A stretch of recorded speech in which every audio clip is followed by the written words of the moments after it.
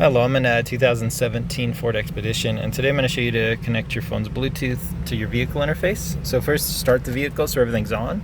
And then as you can see here, it tried to auto-connect, but my phone hasn't been connected yet, so that didn't work.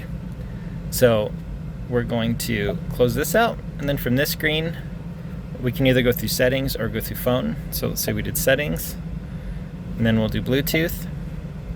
Make sure Bluetooth's on, which this is. And then we can add a new device, and there is a limited number of devices you can have stored, so you might need to delete a phone first before you can pair a new one.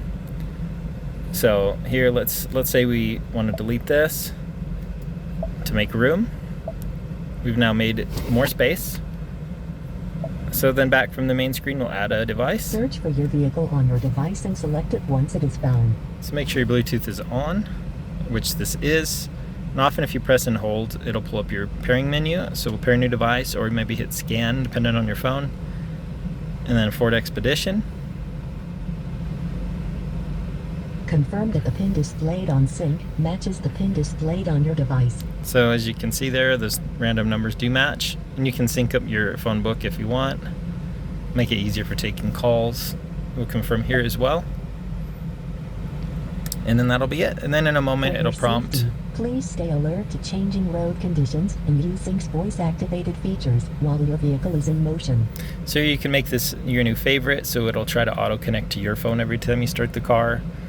You could sync up your contacts, things like that. Just make it a little easier for taking calls while you drive. And that's it. And then you can listen to music, things like that through your phone now. So again, it's trying to connect messages and all that. Just again, make it a little easier for you. Especially newer models, you can often sync up your maps and whatnot as well for your navigation. But when you're ready, here we go to sources if you want to play music, and then there's a phone listed here.